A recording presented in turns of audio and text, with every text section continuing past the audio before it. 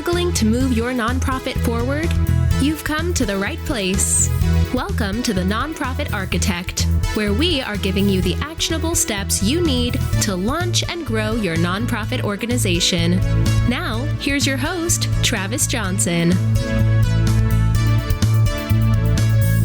Hey, you're listening with Travis Johnson, the Nonprofit Architect. I'm on today with Liam Klein. Now, Liam is the founder and CEO of Chaotic Spyder Foundation. The thing that's really surprising is he's crushing it at 15 years old. Liam, how are you today? I'm doing pretty well. How are you? Hey, I'm doing great. I'm just glad to connect with you, glad to get you on the show and hear what Chaotic Spyder Foundation does. The main thing we do is we help children who are suffering from PTSD, which is post-traumatic stress disorder, and we do this in a few ways. The main way, and definitely the most expensive way, is by training and providing service dogs, but we also give grants to an intensive trauma therapy program, ITT, in West Virginia, as well as just spreading information around, because very few people talk about mental health or PTSD in general, but even among that group, childhood PTSD is essentially the little redheaded stepchild, because literally there is nothing about it.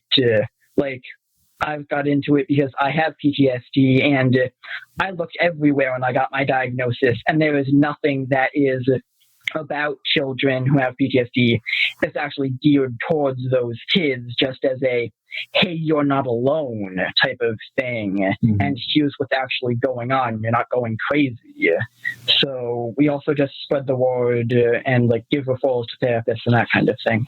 That's really cool. I love the mission. And I've talked to a few organizations that train service dogs. And I know for a fact that it is not cheap. Not cheap at all. And you've got all these kids out there that antidepressants don't work, antipsychotics don't work, diet and exercise, proper sleep don't work. And it comes down to finding another solution to help people with PTSD. And in this case, you're tackling a problem using service jobs. And I think that's just fantastic. So how do you go about talking adults into giving up their money and helping support your cause? With much difficulty, but basically just showing how, unfortunately, we haven't quite placed a dog yet. However, our very first service dog, Lance, is currently, in the next few days, will be on his way to the very first child who's in Pennsylvania. So, woo! That's exciting. That's great news.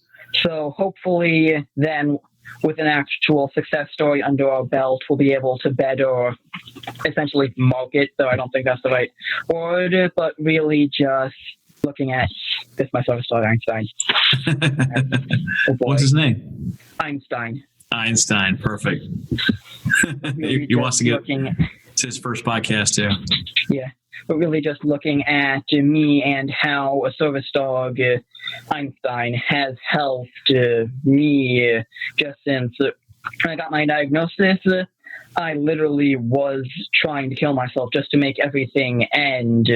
So Einstein literally saved my life. So really just spreading how that happened is probably the main thing. Yeah, that's perfect. That's wonderful. It's really important to connect people in whatever organization, my listeners out there, whatever organization you have under your belt, whatever you're trying to do, whatever you're trying to push, you have to find a way to connect with the donors, have a story that impacts them in the heart, hits them in the feels, so they're willing to then support your cause, so they can join you in helping to combat childhood PTSD. Mm-hmm. Now, you got to be pretty busy as a 15-year-old and running a nonprofit, running your own foundation, and you're still in school. How do you balance everything? It's really nice because I'm actually in an online school. It's Laurel Springs. So I don't have to walk around like an 8 to 2 p.m. This is when I'm doing schoolwork and then homework and then foundation things. So it's literally just when I can do my schoolwork literally whenever I have the free time. So it's just my Calc 2 class that I'm taking at the community college that I have to walk around time-wise. Everything else is just, okay, when I have the time to do it, I can do it, which is really nice. It's nice that you have that kind of flexibility. I know there's a lot of adults in your situation where they're trying to work a full-time job and also trying to run a nonprofit and also have families and also have all those things going on, or they have kids that are trying to go to school and sports and all those things. Yeah. So it's nice that you have a way that you can actually find and make the time to do the things that you need to for both your education and for the foundation. Have you had a chance to go speak in front of service organizations like Rotary Club and such like that?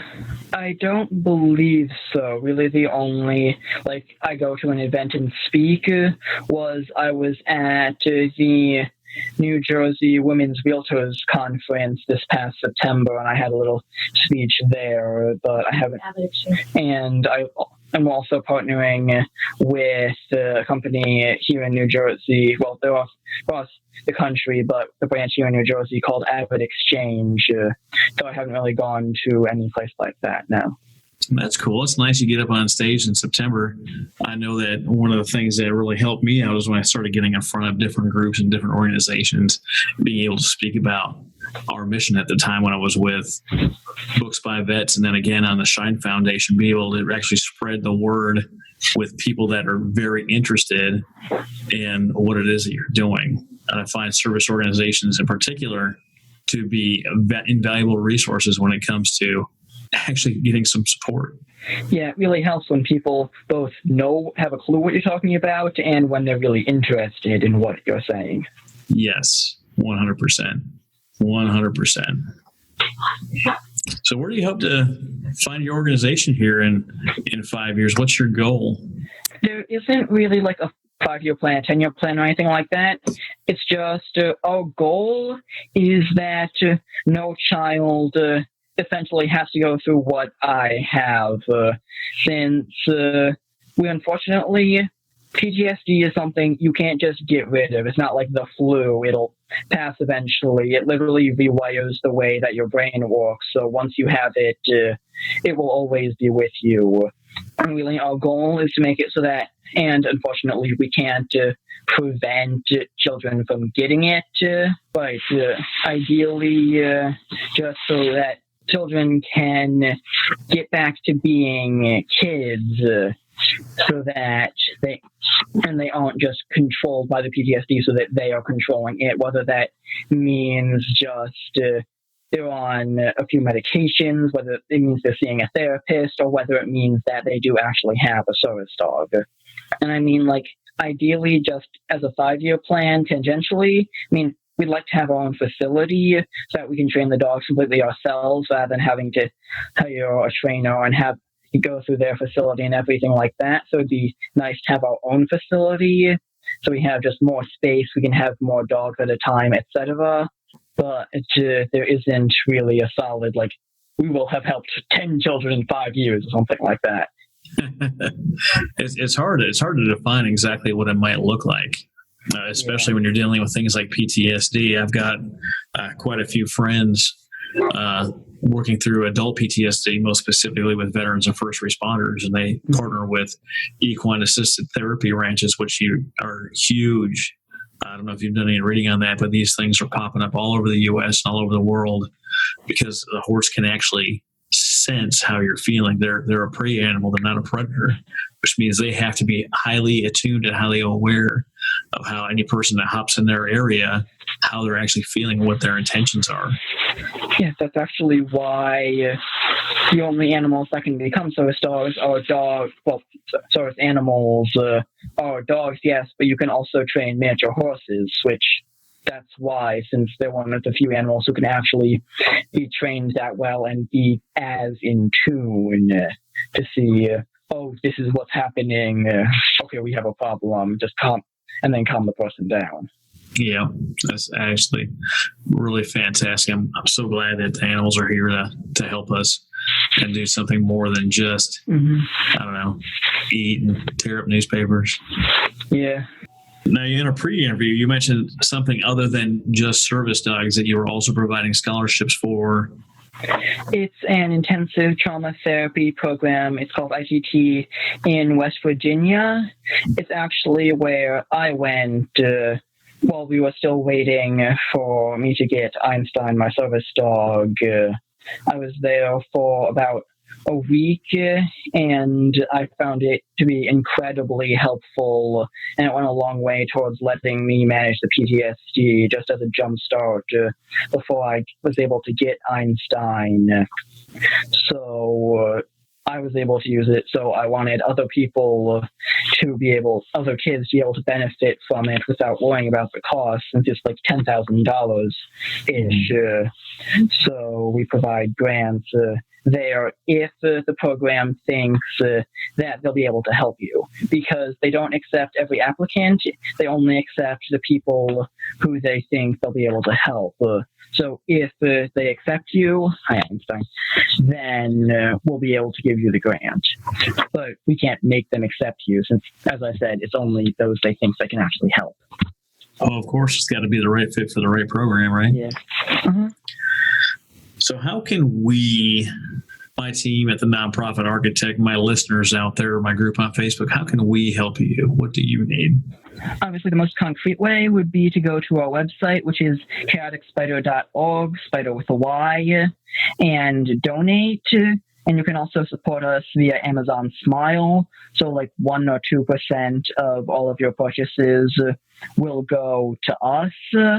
But even beyond that, just like follow us on social media. We're very active on Facebook and Twitter. So just follow us, share it with your friends, just spread the word about us. Well, that's fantastic, Liam. Thanks so much for being on the show today. And feel free to reach back out if there's anything I can do to help you out. You please just let me know. Thank you.